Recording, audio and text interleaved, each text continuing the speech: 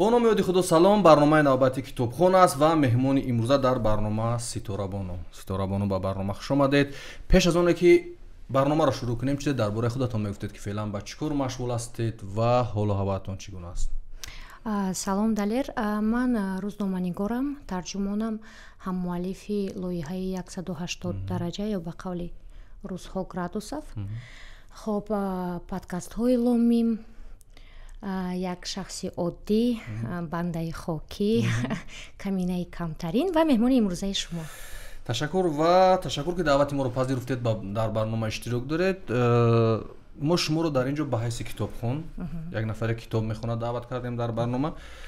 چند وقت قبل با یک بانو صحبت کردم، گفت وقتی که میخواست به ازدواج کند به خانه شوهرش برود، به جای اون همه اشیای طلاواری و لباس و نمیدونم کیم چیزهای دیگر با 2 چمدان کتاب به خانه شوهرش رفته است و این یک کاری غیر عادی است در شرایط فعلی در تاجیکستان. نظرتون به این گونه موضوع چی است؟ یعنی یک زن خانه شوهرش با 2 چمدان کتاب رفته است به جای اینکه با جهاز عروسی رود و امروز یک بانوی خیلی موفق هم است در کشور.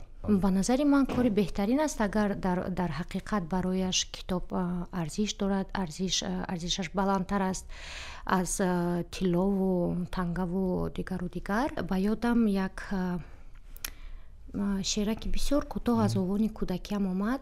وقتی خرد بودم از کتابخانه الهدا برایم دوستی مادرم کتاب ها تقدیم کرده بودند. در اونجا یک شعرک بود: دویدم سری کوی رسیدم، 2 خاتون دیدم، یکی به من نان داد، یکی به من آب داد. نان رو دادم به گشنه، آب رو دادم به تشنه. تشنه به من دعا کرد، گشنه گلی عطا کرد. گل را بردم به عطار، عطار به من عطر داد. عطر را بردم به باجی، باجی به من کتاب داد. کتاب را بردم به مولا، مولا سواد یادم داد، ذکر خدا یادم داد. بالا رفتم خدا بود، پایین رفتم خدا بود، خدا بود. بعد کلی همین گفته ها به نظر من از آوان کودکی برای من کتاب واقعا چیزی خیلی ارزنده و ارزشمند و واقعا چیزی مهم است. گفته دوستی مادرتون این کتاب رو آورد، واقعا چی عامل تاثیر میرساند برای کتابخوان شدن یک فرد برای مطالعه کردن؟ فکر میکنم از پدر، مادر، محیط. بله، فکر میکنم که تاثیر پدر و مادر خصوص در مورد من، چون مادر من نویسنده هستند، از خردی همگی 4 سال به فکرم داشتم که کلی دیوان خواجه حافظ شیرازی از بر شده بود، البته با کوشش های مادرم. در برابر خط سیریلیک خط عربی اساسی فارسی آموزاندن تا که برای من ادبیاتی که در دوران شوروی ممنوع بود یک نوع و بسیاری از آنها ترجمه نشده بودن یا برگردان نشده بودن به خط فارسی، اون چیزی که دسترس باشد. نه تنها من بلکه خواهرم نیز در این اولی که ما کلان شدیم با همین روحیه تربیه میشدیم. درست است که برای ما وقتی مادرم میگفتن که هر فرد باید حداقل در 1 سال عمرش نه کمتر از 100 کتاب خواند، این یک طلباتی واقعا برای بعضی نفرها شاید غیر واقعی است، لیکن در اصل این چیزی ساده و آسان و مقرری است. بله. از مادرتون یادآور شدید واقعا همه مکتب‌های فکری و عقیدتی میگویند که مادر مکتب است، مادر مدرسه است و خیلی خوب میشد که اگر مادران ما، خواهران ما و بانوان در کشور یک کمی بیشتر توجه میکردن به مطالعه، چون سرچشمه به فکر من از اینجا آغاز میشود. مادرتون به کدام سمت توجه دارند و چی می نویسند، با چی کار یعنی مشغولند این شب روز و کاش روز مهمان این برنامه میشدن، برنامه کتابخوان؟ مادرم مریم بانوی فرغانی، اون کس نویسنده، لауریات مکافات بین المللی پاسترناک، عضو اتفاق نویسندگان تاجیکستان، عضو اتفاق روزنامه‌نگاران تاجیکستان، دارنده جایزه به نام استاد صدرالدین عینی، از جمله نشان سخن و دیگر علوچی معروف فرهنگ خب علوچی مطبوعات هستند. خب این هم عشق و علاقه به خوندن و به کتاب معلوم می شود که از مادرتون سرچشمه میگیرد. خودتون هم تلاش میکنید که چیزی بنویسید و علاقه نوشتید و شوق و هوستون در برابر اون که مطالعه میکنید چی است به انسان به سمت نوشتن؟ راستی من هنوز 7 ساله بودم که باری اول کوشش کردم شعرخوانه ایجاد کنم. با خواهرم بخشیده بودم. یکمش با کتاب بود، دو کتاب بیارید. یک کوتاهک شادی کنم کلان شدم، دختری مهربان شدم، یاری رسانی آچه جان در صنف اعلیخوان شدم، اینک بخوانم آسان، الفبای نیاکان. دو کتاب بیارید از بحر من فراوان. خلاصه همین خیلی چیز بوده است. با کدام زبان ها مطالعه میکنید و چرا با اون زبان و چرا راحت است با اون زبان برای شما مطالعه کردن؟ عموما بحثا خیلی زیاد است در برنامه کتابخوان، مسئله زبان، ترجمه و سوژت کتابا که با کدام زبان است، چی کار کنیم، ترجمه باید چه خیلی باشد. بسیارا ترجمه میدن میگن من به زبان روسی برام راحت تر است، بعضی به خط فارسی، بعضی با دیگر زبان ها. شما با کدام زبان بیشتر مطالعه میکنید و چرا با این زبان؟ ببینید وقتی من باری اول گویم وقتی کم بیش خود رو شناختم، شاید یکم 9-10 ساله بودم، سمکی ایار خوندم. درست است که به خط سیریلیک به خط عربی اساسی فارسی نبود. بعدتر کتاب‌های به مثل غورمگسی، لیلیان ووینیچ که اگر خطا نکنم استاد سوتی ملغزاده بودن. بله. همون وقت با همون فهمیشی نفری که همگی 9 یا 10 سال داشت، کتاب واقعا برایم یک زندگی پر از دردی همون قهرمانی از شروع شد. بعدتر من در صنف تاجیکی تحصیل میکردم.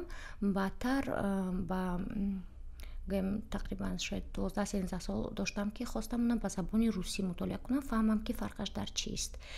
اومد خوندم به زبان روسی. چند پیش تقریبا 2-3 سال پیش خواستم به زبان انگلیسیش مطالعه کنم بفهمم. ترجمه استاد سوتی ملغزاده واقعا خیلی و خیلی قوی است به نظر من. به زبان روسی تماما دیگر آهنگ دارد، آهنگش به دلها رفته میرسد. به زبان انگلیسی خیلی زبانش زبان عادی بوده است. در مورد انتخاب این اثر یا مطالعه مادرم هیچگاه نمیگفتن که این نخوان این نخوان. شما آزاد بوده در مطالعه. ولی در این مورد ما کتابخانه خیلی و خیلی بزرگ داریم. اگر خطا نکنم 4-5 خانه ما دیوارهایش از زمین از وای تا شیفتش پر کتاب است و من میرفتم اگر یک تاش تمام میشد میرفتم دیگرش میگرفتم. به اندازه شده رفت که دیگر کتابی خواندن نموند در همون خانه‌چه خردی مادرم. بعد رفتم بالای بوم هم کتاب بود است. خلاصه من در بالای بوم چند مدت زندگی کردم. اگر شما می‌دونسته باشید در بالای درخت‌هایم زندگی می‌کردم، چون که منم میگفتن کاری خانه کن. تاثیر همون کتاب بود که شما رو پروازی کرد به سوی آسمان. بله کمک در همون آسمان قوا موندیم. خلاصه کلام هیچ نکی فرایم. میبینم به برنامه چند کتاب آوردید که این بخش دیومی برنامه است. معرفی کنید این چه کتاب است، چرا مخصوص به برنامه کتابخوان این کتاب ها رو آورید و میخواهید که معرفی کنید این کتاب ها رو به بیننده برنامه کتابخوان. 3 کتابی که آوردم، یکیش از گابریل مارکس 100 Years of Solitude 100 سال تنهایی است، تولید одиночества. این به زبان روسی است. خب کمتر روزی درباره این نقل میکنم. جورج اورویل 1984 و بازم کتابی مادرم، چون شاید مادرم یکی از اولین نفرهایی هستند که در جدای دوستداری کتاب دوستداری و مطالعه کتاب برایم استاد بودند و هستند، باقی میمونند. مریم بانوی فرغانی، هر سه‌شم رمان است. تمنا 1984 و 100 سال تنهایی. بیا به خاطر احترامی همین نویسنده‌های خودمون اول از تمنا شروع میکنیم و میگذاریم به ادبیات خارجی. خب بگید این چی کتاب است، سوژه‌اش چی است و چی را قصه میکنه و چی پیام داره؟ راستی من نمیخواهم که با کلی هر چیزی که اینجا است نقل کنم بگذار خواننده خواند، کمتر شوق خواننده بیدار کنیم. تمنا аз чӣ оғоз меёбад? Пролог. вақте саг соҳибашро нашинохт. як қисматаки кӯтоҳаша хонам. оварданд ки дар деҳа як девона буд. ҳама ба ҳоли он ошуфтаҳол тамасхур мезаданд ва аз қазо мардуми он деҳаро саросар бало расиду бо тасоддуфе як нафар аз офат бегазанд монд. акнун мардуми рӯсто ягона шахси солимро бо ангушт нишон дода ба ҳолаш механдиданд. бубинед, як нафар девона буд дар аввал. боқӣ ҳама ҳушёр буданд. вақте ҳама девона шудану як нафар солим монд, девонаҳо ба он нафар нишон медоданд то ба ҳолаш механдиданд. таманно роман дар бораи як нафар, як зане ки бисёр рӯшанфикр, шахси чӣ гӯм зиндагӣ дӯстдор, нафаре ки зиндагиро хеле дӯст медошт ва як нафаре буд ҷаҳон ки ба мисли ӯ ҳамин тавр як фарди зиндагӣ дӯстдор буд, рӯшанфикр, бо дили зебову дигару дигар. инҳо хонадор мешаванд ва пас аз тақрибан як моҳи хонадориашон нирӯи барқ мезанад. духтар гӯё мемурад. дар асл духтар намурдааст. зинда ба зинда мегуронандаш. вақте ҷанозаша мехонану мешӯяну мегуронану дигару дигар, духтар дар ҳамун торикӣ бедор мешавад, дар танҳоӣ бедор мешавад. аз тарс, чун занҳоро жарфнотар мегуронанд, баромаданаш мушкилтар буд аз онҷо. хулоса осема сар мехезад, яъне девона шуда мехезад аз гур, бармегардад ба хонааш.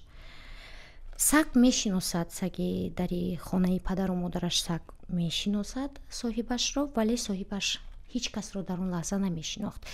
вақте ҷаҳон ҳамсари ӯ зани хешро осема сар мебинад, якумин нафаре мешавад ки хиёнат мекунад, аз ӯ даст мекашад.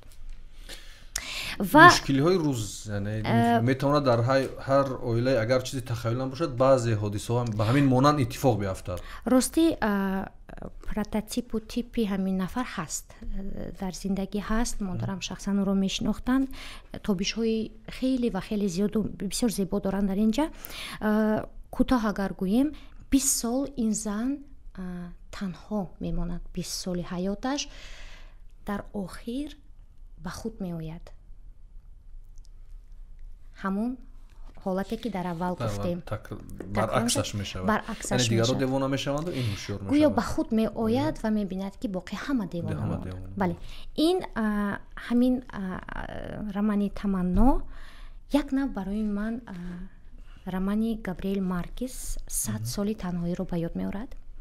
инҷо ба чӣ хотир 100 соли танҳоӣ баром хеле ва хеле писанд аст? бубинед, як шаҳр ё макони хаёлӣ ё бофтаи худи Габриэл Гарсия Маркес ба номи Маконда будааст ки аввалу охираш, дар аввал 2 нафар аз хонаводаи Буэндия, зану шавҳар, аз уно қисса оғоз меёбад ва ҳамроҳ бо шаҳр таърихи ҳамин Маконда ҳамроҳ бо хонаводаи Буэндия таърихаш анҷом меёбад. ва мақсади Гарсия Маркес аз он иборат аст ки тасаввур кунем ки агар ҳамин Маконда таърихи инсоният бошад, агар аз ҳазрати одаму мому ҳаво шурӯъ шуда бошад он чиз ва то кай идома меёбаду кай он чиз анҷом меёбад, ба тамоми гиру дорҳо, бо тамоми ҷангҳову гушнагиҳову бадбахтиҳову дигару дигар ҳамеша такрор мешавад. ҳама чиз атрофи як оила хулоса мешавад дар ҳамин тасаввур кунед ки мо мардум ҳама аъзо, ҳамамо ба ҳам чӣ ҳастем? пайванд ҳастем. ба ҳамун мазмун аст. баъд як ҷо ман хостам ҳаминҷа як чизакаша овардам. Гарсия Маркес мегӯяд ки таърихи ин хонавода дар назар аз Буэндия чархи нахресист ки агар соиши рӯзафзун ва баргаштнопазир баргашт нопазири меҳвар намебуд, то абад ба чархиши худ идома медод. ин нависанда чанд китоби хуби дигарам дорад ва ба полковник касе наменависад китоби дигари Габриэл Гарсия Маркес ва гуфтааст ки ман 100 соли танҳоиро ба хотири он навиштам ки мардум он китоба хонанд ва илҳомам мега аз ин буд ки бибиам дар хурдсолӣ зиёд қисса мегуфт ва дар хонаводаи бабоя расидам ки ҳамеша қисса мегуфтанд, афсона мегуфтанд ва шояд ҳамин тахаюли бибиаш мегуфт ман рӯз аз бобоям нерӯ мегирифтам ки як ҷасорат дошт ва ман аз ин тахаюлотҳо берун меовард, вале шаб ки мешуд бибиам бо қиссаҳо ва афсонаҳо маро зиёд метарсонд ва ин чуне ки модем рӯзноманигор аст худи ҳамин Габриэл Гарсия Маркес ва соли 1982 ин китоб мукофоти Нобелӣ гирифт ва имрӯз дар қатори 100 шоҳкори дунё шомил аст. Ҷорҷ Оруэлл 1984 хай ману шумо медонем ки шумо хондаед, медонам то ҷое медонам шумо хондед ин китоба. ману шумо медонем ки ин китоби даҳшатбарангез аст. дар ҳақиқат даҳшатбарангез аст, чун Уинстон қаҳрамони асосӣ дар вазорати ҳақиқат кор мекунад, дар вазорате ки хеле аҷиб бар зидди ҳақиқат кор мекунад. Он вазорат рӯзномаҳоро назорат мекунад, таърихро назорат мекунад, бале, ва таҳрифашон мекунад, бале, ба таҳрифкорӣ машғул аст. ва агар ба ёд ҳатто ба хотири ҳамон низом таърихро таҳриф мекунад, ба хотири низоме ки зиндагӣ мекунад, ба хотири бародари бузург таҳриф. дар бораи се давлате сухан меравад ки тоталитарӣ ҳастанд, ба қавли имрӯза худкома ҳастанд. бинед вақте Оруэлл ин китоба соли 1948 бале 1948 навишта навиштааст, пахшаш ба фикрам 49 агар хато накунам, вақте 48 тасаввур кардем навиштааст, пас аз ҷанги бузурги ҷаҳонӣ буд, мебоист ба як нигоҳи оптимистона менавишт. бо вуҷуди ин Оруэлл вақте навишт соли 1984 барояш оянда буд. як оянданигарӣ ҳам дорад. Оянданигарӣ дорад, бале. Ва 40 соли оянда, пас аз 40 сол чӣ мешавад ин нафар эҷод кардааст.